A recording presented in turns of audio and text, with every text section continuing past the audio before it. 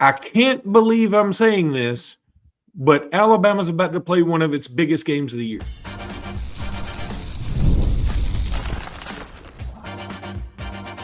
You are Locked On Bama, your daily podcast on the Alabama Crimson Tide. Part of the Locked On Podcast Network, your team every day. Hey, everybody, and welcome back into Locked On Bama, AHSA Radio Network's Luke Robinson. That's me. Alabama internet legend Jimmy Stein. That's him. This episode is brought to you by Mazda, and we'll talk about Mazda here in just a little bit. Got a new Peloton sponsor coming on. I'll tell you about them later on too. So that's pretty awesome. Yeah. Is that a workout thing? Yeah, the workout folks. Is that a workout thing? Well, yeah, it is a workout thing. That's how much you and I work out. I figured they saw me and they're like, okay, there's a target. There's a target. Want to thank you every day for being here every day. Thank you newbies for being here today. And thanks to everybody for making this first listen every single day. You guys are the best. Alabama Vanderbilt is arguably the best game on the docket. It's arguable. Now, I have heard Danny Cannell, I've heard some other folks say, hey, Miami, Florida State, and blah, blah, blah. And Florida State did beat Alabama. I don't want Florida State people to think I'm discounting them, okay? At the same time, the Vandy story is pretty doggone incredible. And then when you consider, they have Jerry Kill on the staff, who is just an incredible football mind, and they have Diego Pavia, who is, he's one of the people know the name of the Vanderbilt quarterback. If you don't know, if you've only watched football for 2 years, you're like, what's the big deal? But see, Jimmy and I have been alive for 5 decades.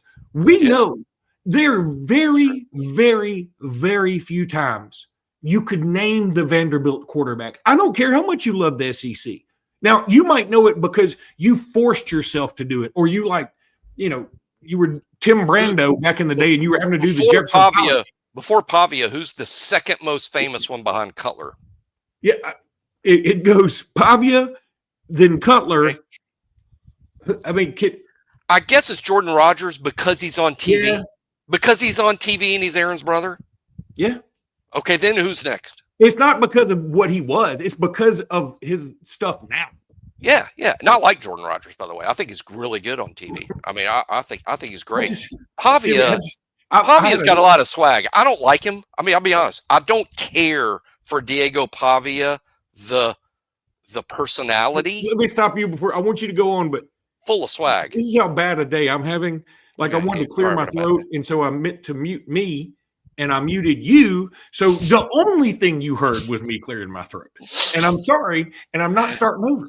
Because this is the day you've had. I'm aware of Luke's day, and it's just one of those rough days. Mine hasn't been quite as tough, but yeah, what I was saying about Diego Pavia is I don't care too much for his personality and his cockiness, and that's just not a thing that I personally like.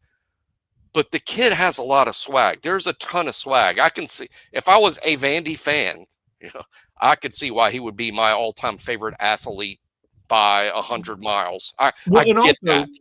Well, okay. Let's also take this, even though Vanderbilt's been good in basketball. When I think Vanderbilt, I think of 2 names: Will Purdue and Barry Goheen. That's how old I am. Now, if you know who those people are, much props. Barry Goheen was a dude. And they called him Go In because every shot went in. And Will Purdue was a dude. But here's the thing. I think I'm going to give Vandy and Diego Pavia a pass for the cockiness. And here's why.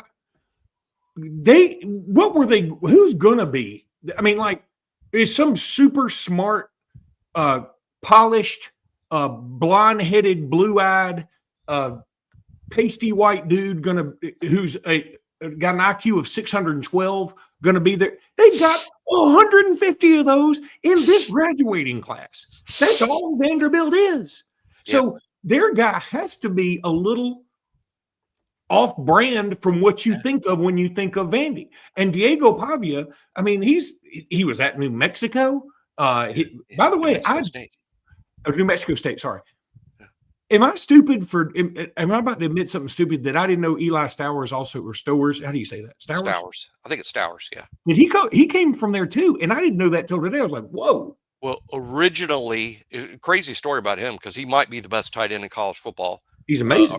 Originally signed with Texas A&M to play quarterback, kind of petered out of there and ended up at New Mexico State where they talked him into trying tight end. Now he's going to be potentially a first-round pick. I think he's more like a day 2 pick myself. He reminds me a lot of Harold Fannin from Bowling Green in the last draft. I think he's great. He's probably the best tight end in the SEC. Certainly the best pass-catching tight end in the SEC. Oh, yeah. Yes, he's also a New Mexico State guy that came with Pavia and Jerry Killock. I heard a cool story about when they kind of recruited Pavia out of the portal, and Pavia shows up and he's like, hey, I'm bringing guys with me. I mean, that's what kind of leader he is. He bought people with him. And again, there's a lot to admire about the guy.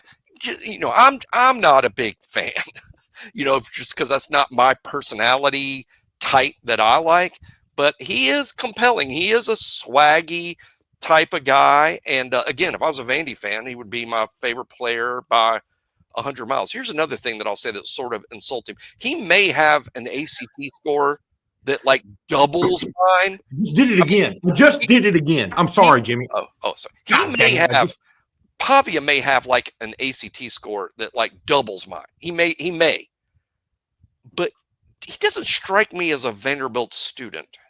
You know what I'm saying? Like, no, is he in Mensa? No, Pavia, is he in Mensa? You know what I mean? No, and I'll tell you why I know this. First of all, I don't think.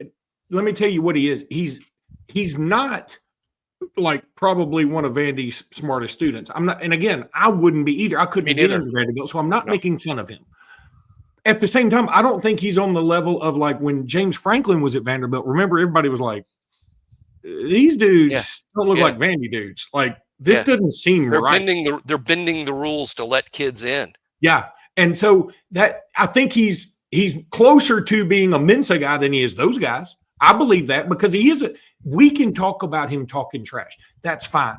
But it's one thing to be a trash talker, number one, and not back it up. He does back it up. Number two, to be a bad person. Like nobody likes a trash talking bad person. But if you're a trash talking pretty good person, and here's why I know I don't think he's going to be in Mensa.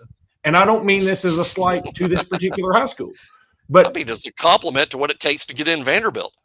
And again, it goes to my theory that it needed to be Diego Pavia to be the guy to turn people's perception of Vanderbilt upside down. Yeah. It couldn't be, like I said, the blue-eyed, blonde-haired, pasty white dude. It also couldn't be, the buttoned-up African-American who may be an incredible athlete. Like if Jalen Milroe was in Mensa and he went to Vandy, I don't think that would be the guy to turn Vandy around either. I think you need somebody with an edge. And Diego Pavia has an edge. And he's also like, he's got sort of this ambiguous background. That's just like, I'm looking at Wikipedia right now, and why hasn't Theo Vaughn called his mom? That's on him because his mom's attractive. Yeah, I would think the mom's better looking than Theo Vaughn. I think, right? I think a lot of people are. I mean, I don't mean that. This will probably make it on Theo Vaughn's show. I think a lot of people are. But okay, do you know? Look, I want you to get. I'll give you 17 guesses. What his not really, but I'll give you 1,700 guesses the name of his high school. Diego Pavia's high school? Yeah. Johnny Manziel High. No. Well, Volcano. That's sort of, is that a high school or a statement? Johnny Manziel High. Okay. Volcano Vista. Good night. It's in New Mexico. That's a real school. Not only is it a real school, are there volcanoes in New Mexico I don't know about? I think there's some mesas. I'm not sure what they are. I'm not a Mensa member myself, but doesn't Vista mean something like great view? It's a view. Vista means, I think it means like view. Yeah, like Buena Vista is like good view, right? That's the Walt Disney thing, right? I'm no Mensa member. I didn't get into Vanderbilt, but I'm just saying, is there a good view of a volcano? I'm going to look up what Vista is real quick if I can find the meaning. It doesn't matter. So like Inferno Vista. Vista is Spanish word meaning. Dang it! What does Vista mean? It means view. We were right. We were. I didn't take Spanish. I took French. We should have applied to Vandy instead of several junior colleges. We just proved it took us 10 minutes to find out what Vista meant in Spanish. And we just proved we're like, how did that guy get into school? But I didn't even mean for this whole first segment to be about Diego Pavia, and it really should be more about Ty Simpson because it's a Locked on Bama podcast. But you and I also love college football, and Diego Pavia is one of the more intriguing people. I mean, if you did name the 15 most interesting people in college sports today, Diego Pavia is on the list.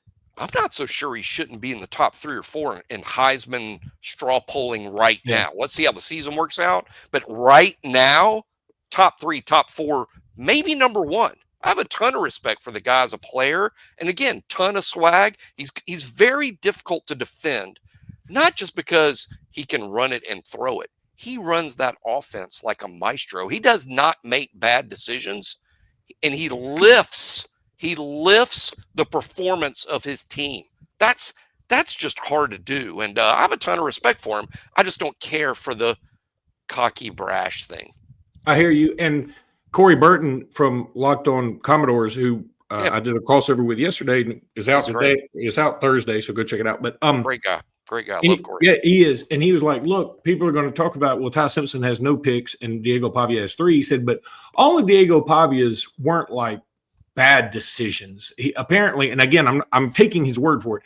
He was like, they were all pretty much on deep balls, whereas like, I'm going to take a shot here. And it's one of those, if you throw a pick on a deep ball, most people are like, especially if it's on third down, you're like, well, we're going to punt it anyway if we didn't get it. So it's an arm punt. If it's an arm punt, if you do it right. Yeah. So it's anyway, we're going to talk about the game and who we expect to star right after this. But I got to, and I want to. I don't like got to. I want to tell you about Mazda. This episode is brought to you by Mazda's moving the game forward. For those who believe it's not just about playing the game, it's about redefining it. There are moments to do more than put points on the board. They move crowds, they move culture, and they keep moving the game forward. This week's moment that moved the game forward, let's go back to Alabama, Georgia. Let's talk about that first drive. 14 plays against Georgia? And then we did it again? I mean, Vandy-esque. It's Vandy-esque. Very Vandy-esque. There's no doubt. We out Vandy, Georgia, whatever that means. So when you follow what moves you, the unexpected is only the beginning. And just like there's more to every highlight, there's more to a Mazda vehicle. Mazda, because you want to move and be moved. Now I want to tell you about DoorDash. I use DoorDash all the time. I love them. I've got all the. I'm a DoorDash like super member, platinum or whatever. It's almost the weekend. It really is. The weekend's here. It's Friday as you're watching this, as far as you know. Time to look back and crown this week's MVP on Who Delivered, powered by DoorDash. Just like you can win every Saturday with DoorDash Streaks, saving more every time you order. These players delivered when it mattered most, and let's break it down. For Alabama, you know who I'm going to go with? I could go with Ty Simpson. That'd be super easy. I'm going to go with Bray Hubbard because I don't know that there's anybody who has taken to heart the criticism that he so rightfully deserved after Florida State. And instead of sulking, he said, you know what? That ain't me. That ain't me. And I'm going to prove it. And he's done it. And he has delivered in a big way. And just like Bray Hubbard delivered for Alabama last week, DoorDash delivers for your Saturdays with DoorDash Streaks. You save every Saturday you order. Stack it up all season, and you could save up to $250, including $100 in DoorDash credits. Order this Saturday. Keep the streak alive. Fuel your game day only with DoorDash. Terms apply because they apply to everything in life, yo. Promo period through November 18th. And on November 19th, the Jimmy Stein guarantee goes away. You know, I love to pull up FanDuel and look at some of the prop bets before we get into the actual predictions of the game. How about this? This is a little bit different. To score 2 or more touchdowns, and again, according to FanDuel, you have Jeremy Bernard at plus 470. It's not a bad bet. You have Jam Miller plus 280. It should be noted Jam Miller scored 2 touchdowns against them last year. Ryan Williams plus 550. I'm going to tell you right now, of those 3, I like the Ryan Williams the most. And it's the least, it's the highest. What I don't know. You know what I mean? It's plus 550. Those are below Couldn't agree 500. more. I predicted before Wisconsin that Ryan would go off, and he sort of did. He had a drop in that game too, but he did go off. I'm just as adamant. Ryan goes off on Saturday against Wisconsin. Against Vanderbilt, just like he did against Wisconsin. Now, Eli Stowers is plus 700 and Diego Pavia plus 750. Now, it should be noted, those don't count passing touchdowns. Like that's taking the ball across the goal line. How about this? You can take Ty Simpson, 200 or more passing yards, minus 1450.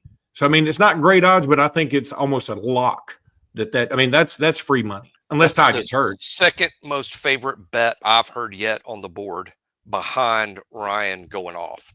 I like this one. Ty Simpson, 325 yards or more plus 154. Now, I like it because I think it's going to happen. I don't love the odds. I think the odds at plus 154, that seems a little low, but I think it's going to happen. I think this is going to be Ty Simpson's best passing day of the year. If it's a close game, I think Ty Simpson passes for 1,000,000 yards. I'm with you on that. This is Alabama's answer to a close game, right? The game's tight, you're coming back, or you're worried about winning, and Ty's still throwing the ball with 5 minutes left in the game. He's going to sail past that number. Conversely, Diego Pavia is about the same odds. He's plus 138 for 225 or more. So 100 yards fewer. Passed for 250 last year. He passed for 250 last year. I don't think it happens again. I really don't. I am blindly going into this thing thinking this is a Kane Womack statement game. And I'm blindly believing that, because if it doesn't turn out that way, then I think we might be a little critical next week. When I say we, I mean me, but I'm blindly believing this is a Kane Womack statement game. And if Vanderbilt does ring up 30 points and Pavia throws for 250 and Vanderbilt's got 450 yards offense, I'm going to talk about it next week, and it won't be in a positive fashion. No, it'll be quite negative. And also, by the way, I'm going to the Missouri game. It's going to be tough to get on that plane. I'm going to do it, but it's going to be tough riding that plane to Missouri if we lose to Vandy again. Now, how about this? May be my favorite bet on the board. They've got, let's see, 1, 2, 3, 4, 5. They've got 14 different ways to bet on Ryan Williams in terms of yardage receiving. That just shows you how big of a star Ryan is in college football. FanDuel's not an Alabama site, but if they got 14 different prop bets on Ryan Williams, just receiving yards, he's a mega star in the college football world. All right, so 20 yards or more, I'm not going to go through all of them, but 20 yards or more is minus 1450. Again, to me, that is a lock, a guarantee. Forget it. You write it down. I know you want to bet $100. Yeah, if you didn't get it, you lose 1,450. You ain't losing, so don't worry about it. Now, here's where it gets fun. Plus 125 is 125 yards or more is plus 550. I'm going to tell you right now, that's Luke Robinson play of the year for the week. Really? You like him plus 125 in the game?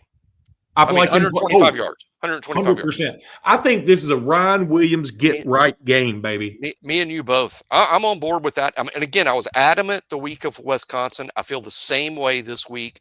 Ryan, he's a hardworking kid. He feels worse about that drop than any of you out there. And plus, when you've got a kid that's got that issue, this is how you deal with it. You throw it to him again and again and again and again. That's what's going to happen on Saturday. All right. Let's go to Ty Simpson passing TDs. Plus five or more is plus 750. I ain't touching that with it. Look, it might happen because he might get 5 because we're going to throw a lot, but that should be plus 1,500. Plus 4 or more is plus 270. That tells you what it tells you is they think Ty's about to go off. And he may. I hope it's not because we talked about this last week. I hope it's not because you abandon the run game. I don't even care so much if the run game remains sort of unproductive, but the reason Ty's productive is because you're still giving 26 carries to the backs. That's what's going to have to happen. But I hope Ty does have big numbers in addition to 20 to 30 touches by Jam Miller and Kevin Riley, and maybe even a third back, because we didn't play a third back last week, and I'd like to see a third back out there, even if it's Hill, Washington, Young, I don't care, even A.K. Deer. But we got to keep feeding the ball to the running back. That's going to help Ty Simpson. Yeah, I'm with you. I'm with you on the third back thing too. In fact, I would love to see something, and this is no shot at Kevin Riley at all. I want people to understand that. I want Jam Miller out there first, but we know what Jam is. And please, nobody take this wrong. I'm not discounting Jam, but he did have 16 carries for 46 yards against Georgia. But I know how important each one of those yards was. Yeah. I also know how important his heart, his Bamarisms are to our team. I know. And I don't blame it all on Jam. I do think he's partly to blame, but I don't blame it all on Jam. Alabama's lack of production from the running back spot in the run game, I think it's the biggest problem on the team. At the same time, I appreciate that they continue to try, because that's what opens up the pass game. You have to. Now, that's why here's Luke Robinson, armchair quarterback and coach. I go Jam Miller starts all day, every day, gets the important carries, all that stuff. No doubt about it. He's the bell cow, okay? He's not the bell cow Derrick Henry style, but he's the bell cow. A.K. Deer is my number 2. He has shown breakaway ability. I think the fact that Vanderbilt doesn't know what he's going to do, doesn't have a great book on him, I think is a positive. And I think right now, I mean, if you ask me, would you rather have Richard Young, Daniel Hill, or A.K. Deer out there? I'm saying A.K. Deer. And then my third down back is Kevin Riley, because he's proven to me to be the best receiver. Jam Miller may have the best hands. I think Kevin Riley's right there with him. But I think given Jam's recent injury and the fact that Kevin has made some clutch catches in traffic, I like Kevin Riley as my third down, because you could also give him the ball. If it's 3rd and 6 and you want to run one of those draws like we did against Georgia in the blackout game in 2008, where we handed it to Roy Upchurch, remember, when he scored a touchdown? And everybody just knew we were about to pass it to Julio or something, and we just handed it off to Roy, and he runs right in. Okay, you want to do something like that? Kevin Riley can get you those yards too. He's proven he's a pretty good back. So I would and I hate to say even like A.K. Deer supplants Kevin Riley, because I don't really think that's what it is. I think A.K. Deer he's Jam Miller's backup, and Kevin Riley's the third down back. That's what I'm saying. Ball in his hands on a play that he knows and is comfortable with. He's my number 1 back. I think he's the most gifted kid in the room. Ball in his hands, play that he knows. I just question whether a true freshman knows enough of the playbook, and because of that, may or may not get Ty Simpson killed, assaulted, battered, bruised. That would be my concern. My concern is, how much does AK know? How much of the playbook does he know? How good is he on blitz pickup?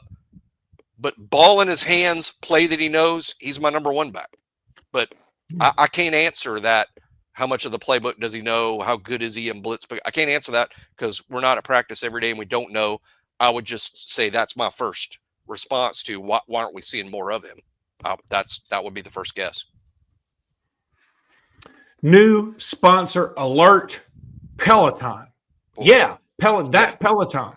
Peloton is shaping the future of fitness with the brand new Peloton Cross-Training Tread Plus, powered by Peloton IQ. It's their most advanced equipment yet, designed to give you real-time guidance and endless ways to move, whether you're running, lifting, or cross-training with your favorite instructors.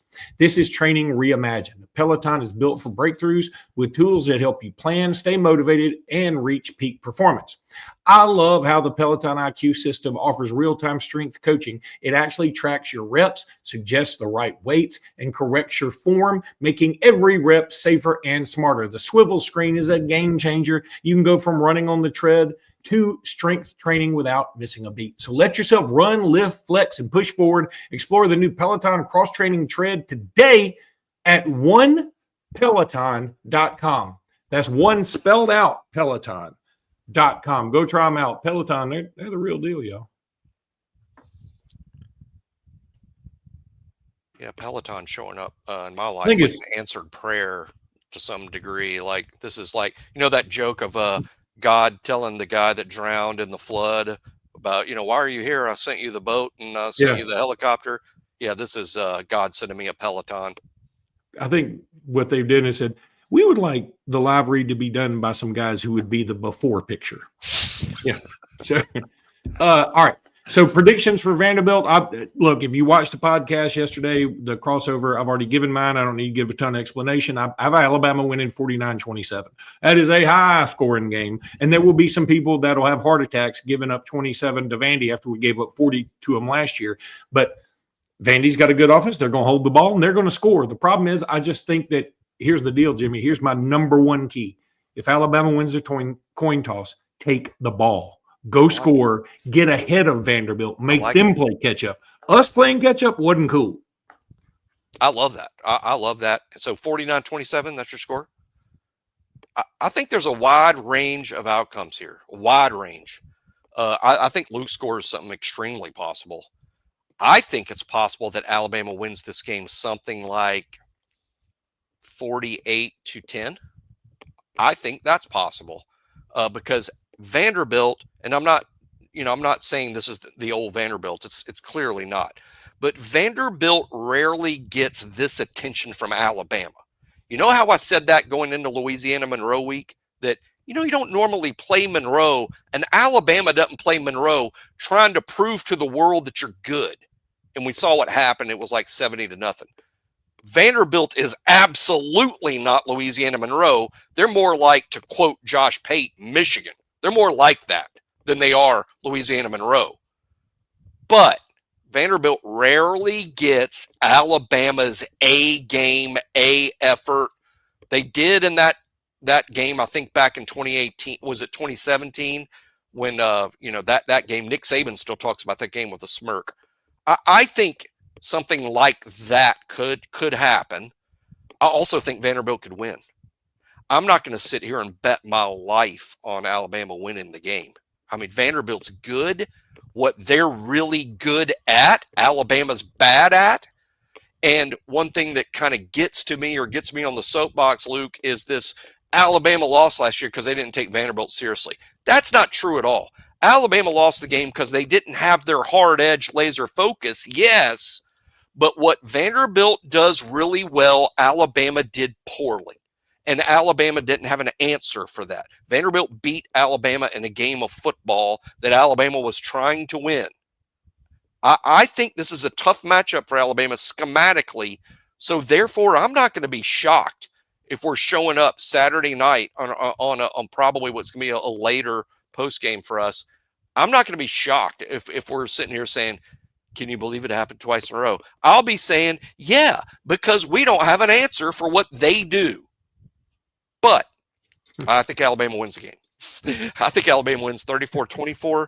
I think they make enough defensive stops and they play a cleaner football game. Last point, go to last year's game, take away two things. The pick six and lining up with two guys with the same number on a special teams play. You take away those two plays and Alabama wins last year roughly 35-23. And that's what's going to happen Saturday. They win last year's game because those two things don't happen. That's the key with Vandy, right? I mean, they don't really beat themselves, and they just sort of sit around and wait for you to beat yourself. And Alabama did. I mean, look, it every time somebody says that, it feels like you're taking away from what Vanderbilt did last year. Vanderbilt took our manhood last year. Yeah, okay, they beat our butts. But they and there's nothing wrong with saying they just sat back and like, we know you're going to screw up. It's like when you're playing poker with somebody who's just crazy going all in all the time. All you got to do is wait, and you're going to have pocket aces, and he's going to go all in with 7-3 offsuit. And if he has my luck, he's going to get 7-7-3 on the flop. But I don't know what idiot. That's just the way it is. Anywho, yeah. So what's your score then? What'd you say? 34-24. Give me that all day, every day, and let's move on to Missouri. I'm in a very survive and advance mode. And by the way, we aren't going to talk about this right now, but the NCAA is probably about to increase the basketball numbers to 76 teams. And Jimmy and I have warned you. We warned you. We warned you, didn't we? That's my best Willie from The Simpsons, groundskeeper Willie, because it's so predictable. We're going to keep expanding everything just because it's all about money. We're going to watch, though, right? You admit that. You admit we're watching, right? I admit I'm watching. I'm watching too. I'm not going to admit. I'm going to tell you what I hope they do. If they're going to do this is the right thing to do. I'm not going to tell it because we don't have time. So let's talk about a few other games really quickly, Jimmy. It's not a great weekend. It's just not. It's not a great weekend. Texas A&M and Mississippi State. What do you think about that one? I mean, it's got Texas A&M blowout written all over it. I'm telling you, I think Mississippi State's going to be in this one till the end.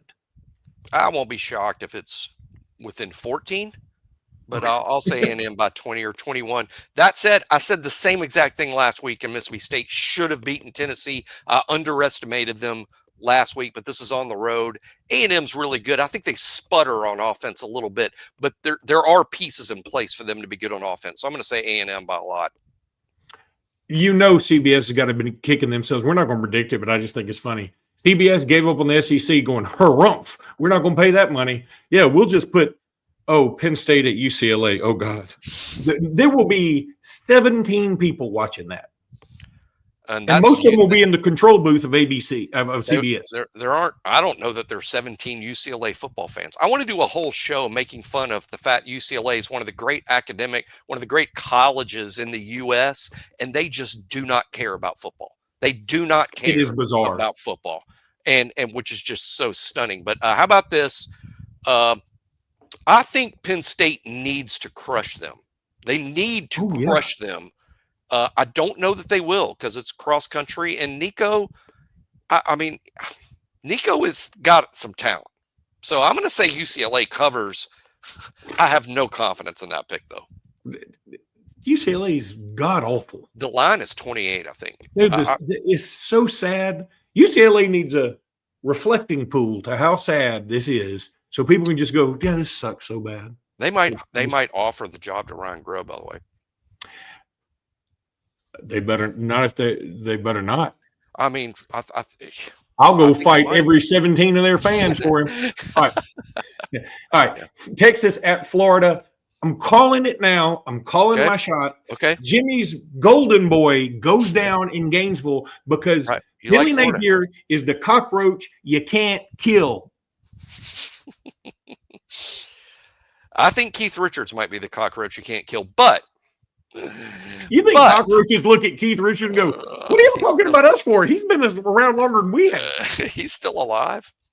I'm gonna sink. I'm gonna sink with the Arch Titanic.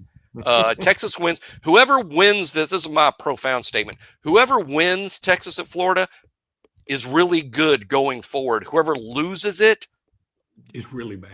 If Florida loses to Texas, Napier's going to get fired really soon. If Texas loses to Florida, the playoff is gone, and it's a long offseason for them and a lot of questions about Arch. A lot of questions about Sark. Yeah, a little bit. I mean, back-to-back Final Fours, I hope, has earned him some level of but yeah, it is. Texas should not lose this game, and I think Texas is going to win, by the way. I think Texas is going to win 28-13. And finish off Florida and Napier and give me 24-23 Tech Florida all day. That's Luke Robinson. Florida's defense is legit. Florida's defense is legit.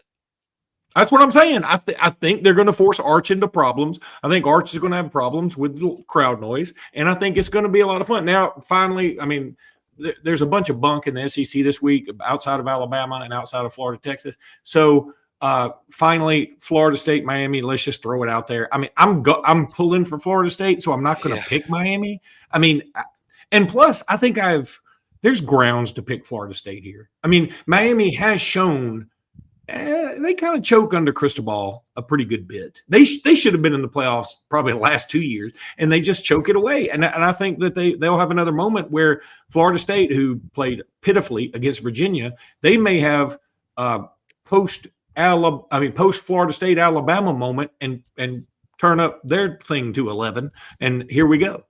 I think Florida State's going to win, but that might be me wishing more than I'm wish casting. I'm wish casting when I say Florida State. I will say this as a football analyst, if you want to laughingly call me that. If Miami wins, put them in the playoff. They're in. If Miami wins this game in Tallahassee against Florida State, Miami is in the playoff. I refuse to believe they won't make the playoff if they win this weekend. If Florida State wins, I think that's more of a question as to who from the ACC ultimately emerges. But if Miami wins this game, who are they going to lose to? And I say if Miami wins, you don't even need pencil. Put it in ink. Florida State would have to choke on applesauce to not make the playoffs if they beat Miami. They will have a win over a top-ranked Miami team and a top-ranked Bama team and a Bama team. If they lost to Virginia, they can lose. They could lose to a. We don't know that Miami will lose to a mediocre team. We know that FSU will, because I don't believe Virginia's that great.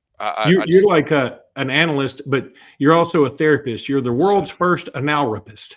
That's what Tobias Fuke. Apparently, I'm the second one. It's one of my favorite jokes of all time in sitcom history. And he wrote a book called The Man Inside Me. I mean, it's just Arrested Development for those who don't know. Immunity. It's just amazing. All right, that's going to do it for today's pod. We're going to be back sometime after the game. Jimmy, you're going to the game, right? Going to the game? You're going to the game? I'm going to the game. We'll do it a little after the game. We'll do it a little after the game, probably. I mean, if Vanderbilt wins, we'll probably find a way to get on air. Luke got 1 trillion views after the Vanderbilt. Luke did. I'm not saying the Locked On Bama did. Luke got 1 trillion views after the Vanderbilt loss last time. Luke will be eager to get on air if there's another loss. I had somebody in the comments say, I found this channel last year after the Vanderbilt game, and for some reason I've stuck with y'all.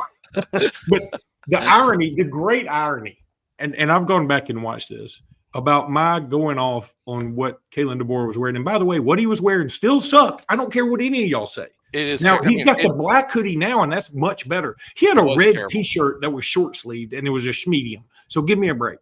But